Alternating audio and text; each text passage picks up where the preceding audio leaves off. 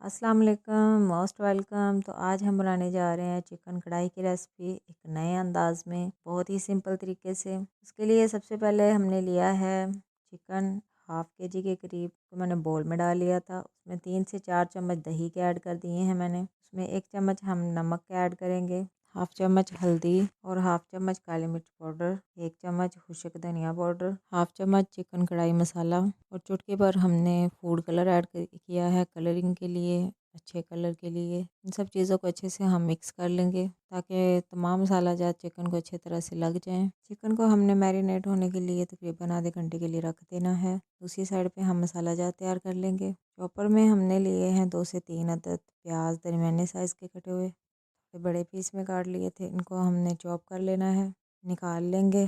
प्याज निकालने के बाद अब हम इसमें 2 अदद टमाटर, 2-3 हरी मिर्चें ली हैं, इनको भी चॉप कर लेंगे। अब कढ़ाई में 1 कप के करीब मैंने ऑयल लिया है, ऑयल को गर्म होने देंगे। अब इसमें चॉप किया हुआ प्याज ऐड कर देंगे। प्याज को हमने अच्छे से फ्राई करना है, इसका कलर चेंज होने तक। कलर चेंज होना स्टार्ट हो चुका है। अब हम इसमें टमाटर और सब्ज़ मिर्चों का पेस्ट ऐड कर देंगे, अच्छे से इनकी भुनाई करेंगे। इसमें ऐड कर देंगे 1 चम्मच अदरक लहसुन का पेस्ट। अदरक लहसुन का स्मेल ख़त्म होने तक इनको अच्छे से भून लेंगे। थोड़ा सा पानी डालने के बाद हम अच्छे से मसाले को फ्राई कर लेंगे। मसाला हमारा जितना अच्छे से फ्राई होगा उतना ही हमारा कढ़ाई का टेस्ट ज़्यादा आएगा, बहुत अच्छा टेस्ट आएगा। मसाला हमारा तकरीबन तैयार हो चुका है। अब हम इसमें ऐड कर देंगे चिकन, अच्छे से मिक्स करेंगे। तो दरमियानी आंच पे हमने ढक्कन लगा के इसको 5 से 6 मिनट तक अच्छे से पका लेना है। आप देख सकते हैं दही ने अपना पानी छोड़ा हुआ है, तो फिर दही का पानी खुश्क होने तक हम अच्छे से पकाएंगे। साथ हम चम्मच हिलाते रहेंगे।